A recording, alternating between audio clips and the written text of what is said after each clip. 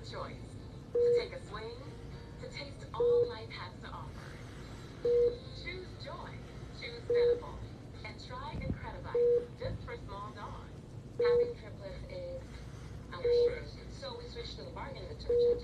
We ended up using 3 times as much, and the clothes still weren't as clean as the So we're back to time.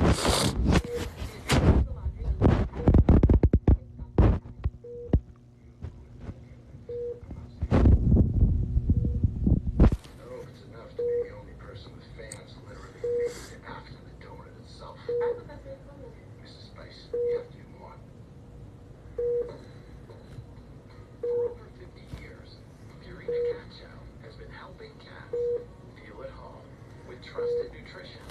No wonder it's the #1 cat food in America. Come home to Cat Chow. $15 million on the line. I don't think you can trust anybody. There's nothing coming in. He's kind of running it into the ground.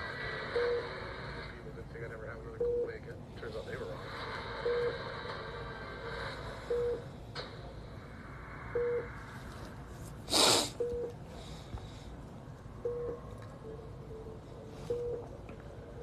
Another thing caught my eye in research. There was a deadly explosion back in the 1930s right down the road from Bobby's house.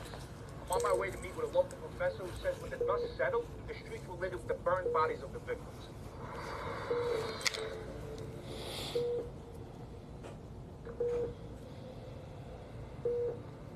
Well, Mike, thanks for meeting with me. I appreciate that. You mentioned on the phone this explosion was pure carnage. I mean, what the hell happened? On June 27th, 1934, about 2 miles from the house you're investigating, there was a fire at the Den Powder Company.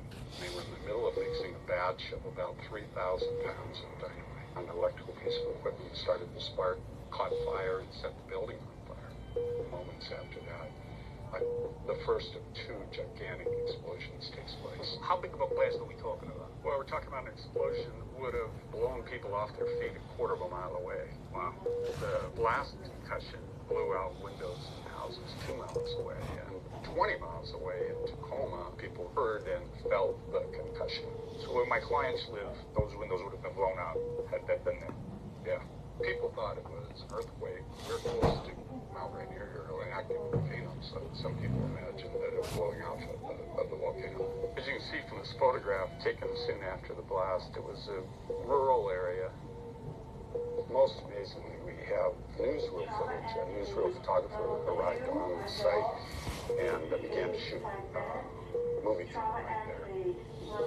What was the final body count at the end of all this? 11 people killed, 7 killed on the site. What do we know about the victims? 2 women were on the site. One of the women, Hazel Epley. I'm trying to get food, bro. I'm hungry as fuck. Her actual clothes and shoes and stuff were found on the site. You kidding? Did they ever rebuild? No, it's never opened again. I just see like people burning. Like I'm seeing people being like cremated. Where Yeah, I did. They told me Like, to wait. Outside, like, you know, I see like grass and trees. any idea when? I assume it was a long time ago. I'm not seeing houses. I would assume this is where the houses were built. How many people do you see burning? 5 to 7. Do you know who's doing it? That's the really strange thing is I don't see any people around the fires. It's weird though, because like I don't see anybody doing it to them. Just these bodies are on fire.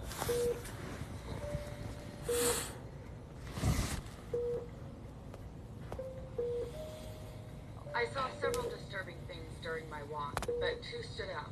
First, the teen who committed suicide.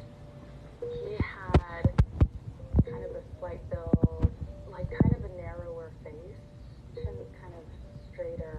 His eyes were the most menacing.